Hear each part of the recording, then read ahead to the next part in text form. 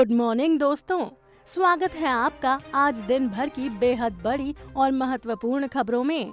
दोस्तों आपको बता दें, आज की बड़ी खबरों में 20 अप्रैल के बाद इन सभी कामों में मिलेगी छूट। कौन से कामों में मिलेगी छूट, जानेंगे विस्तार से। इसके अलावा इस राज्य को सरकार देगी बिना राशन कार्ड के राशन। कैसे मिलेगा, इसे जानने के लिए वीडियो के अंत तक बने रहें। इसके अलावा रेल मंत्रालय की ओर से बहुत बड़ी खबर, प्रवासी मजदूरों के लिए 3 मई के बाद भी हो सकता है संकट। इसके अलावा स्टेट बैंक ग्राहकों के लिए बहुत बड़ी खबर, जानेंगे विस्तार से। तो दोस्तों आज हम आपको इस वीडियो में इन्हीं सब महत्वपूर्ण खबरों के बारे में बताने वाले हैं। वीडियो को ध्यान से आखिर तक देखें ताकि आपसे कोई भी जानकारी मिस न हो जाए। खबरों का सिलसिला शुरू करने से पहले आपसे गुजारिश है कि आप इस चैनल को सब्सक्राइब करके बेल आइकन को जरूर प्रेस करें। वीडियो के नीचे कमेंट में जरूर लिखें कि आप किस राज्य से हैं। और अगर आप भी चाहते हैं भारत में फैली महामारी जल्द खत्म हो जाए तो इस वीडियो को एक लाइक और एक शेयर जरूर करें। दोस्तों उससे पहले फटाफट जान लेते हैं चीनी बीमारी की आज की ताज़ा अपडेट।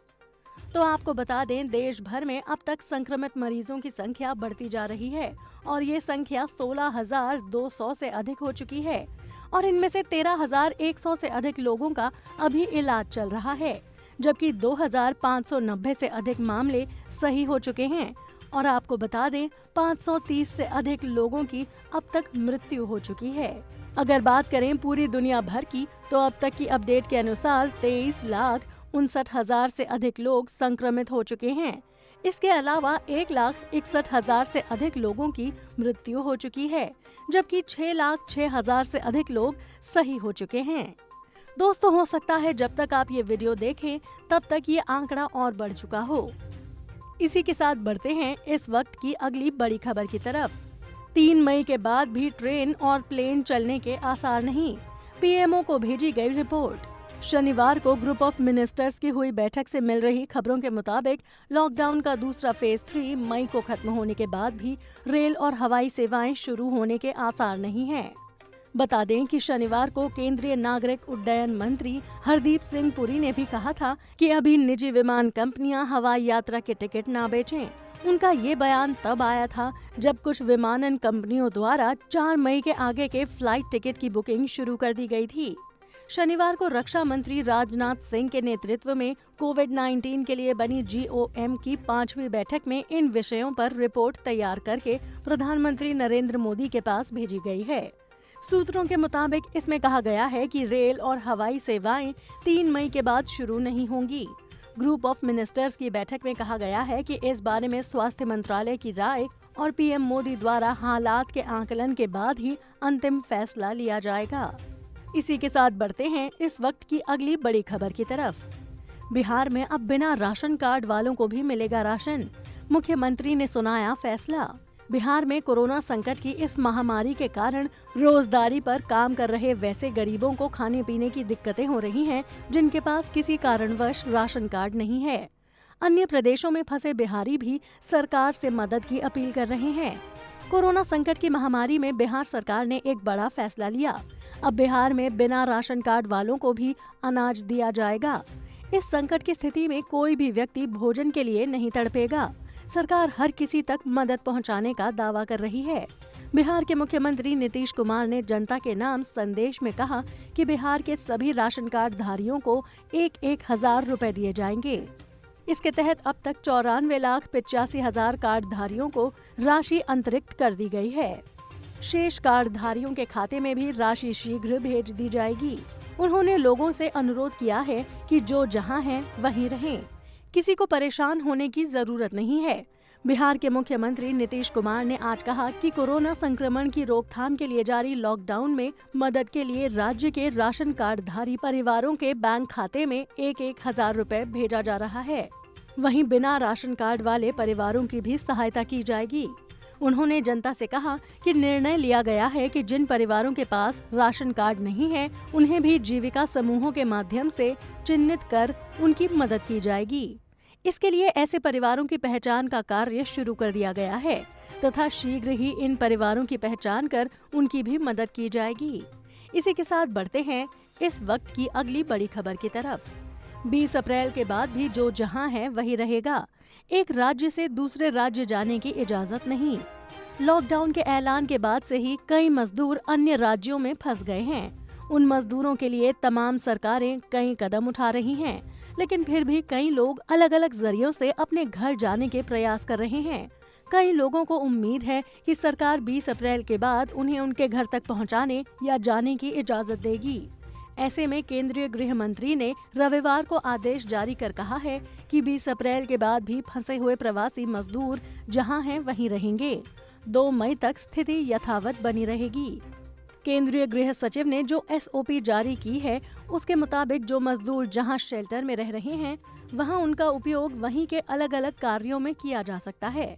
फंसे हुए मजदूरों का किसी भी सूरत में इंटरस्टेट मूवमेंट नहीं होगा। जो मजदूर अपने पुराने निवास पर लौटना चाहते हैं, जहां से वो अपने गंतव्य के लिए निकले थे, वो लौट सकते हैं, मगर उनको स्क्रीनिंग और सोशल डिस्टेंसिंग का पालन करना होगा, मगर एक राज्य के बाहर नहीं। साथ ही अब केंद्र सरकार की ओर से साफ कर दिया गया है कि 20 अप्रैल के बाद भी फंसे हुए प्रवासी मजदूर जहां हैं वहीं रहेंगे। 2 मई तक स्थिति यथावत बनी रहेगी। इसी के साथ बढ़ते हैं इस वक्त की अगली बड़ी खबर की तरफ। क्या जनधन खाते में भेजी गई 500 रुपए की रकम वापस ले लेगी मोदी सरकार? जाने इस खबर की सच्चाई। कोरोना वायरस का कहर झेल रहे देश में लॉकडाउन से सबसे ज्यादा प्रभावित गरीब, किसान और मजदूर हुए हैं। अब लॉकडाउन 3 मई तक बढ़ा दिया गया है।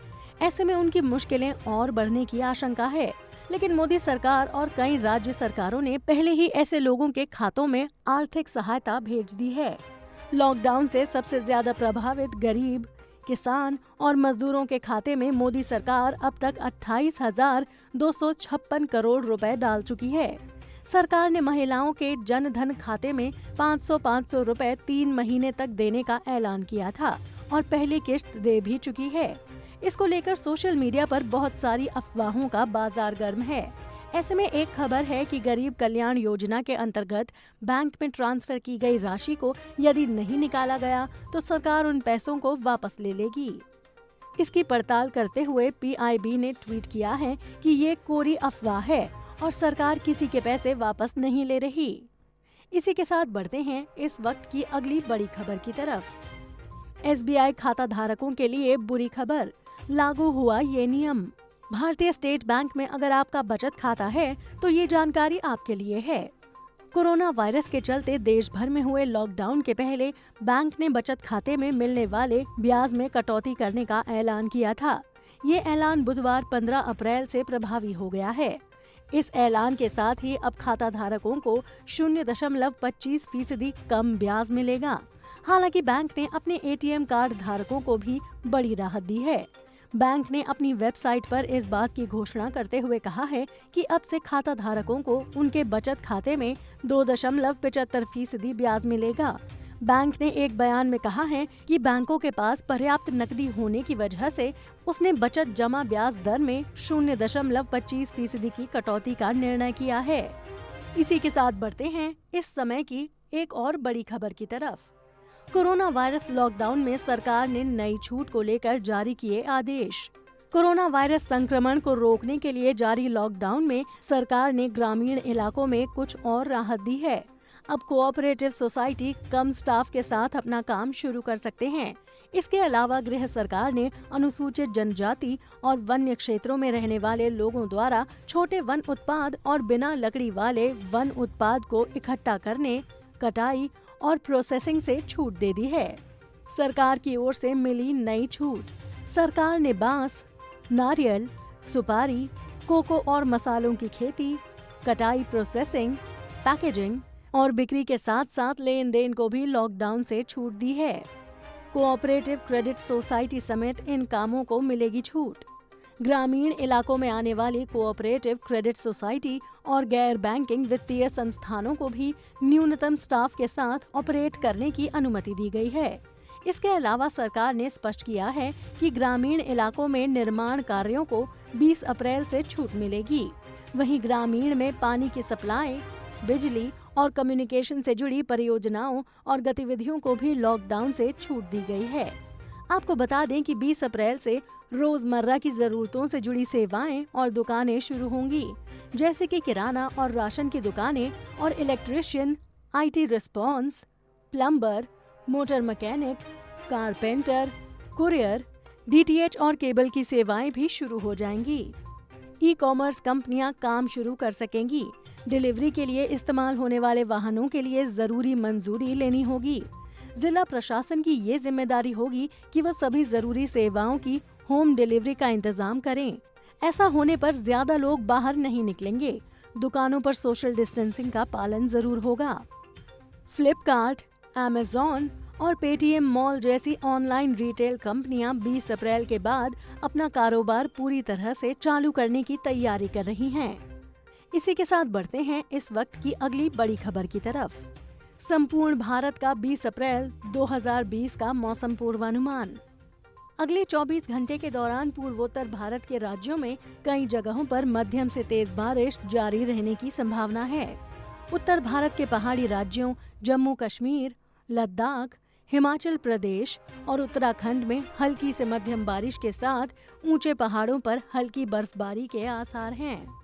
दक्षिण पूर्वी मध्य प्रदेश, छत्तीसगढ़, तेलंगाना और ओडिशा में कुछ स्थानों पर बादलों की तेज गर्जना के साथ हल्की से मध्यम वर्षा के आसार हैं।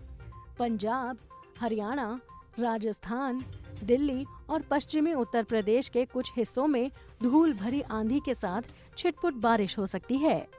गंगीय पश्चिम बंगाल, आंध्र प्रदेश, केरल, आंतरिक कर्नाटक, तमिलनाडु, दक्षिणी मध्य महाराष्ट्र और मराठावाड़ा में अलग अलग इलाकों में छिटपुट बारिश का अनुमान है।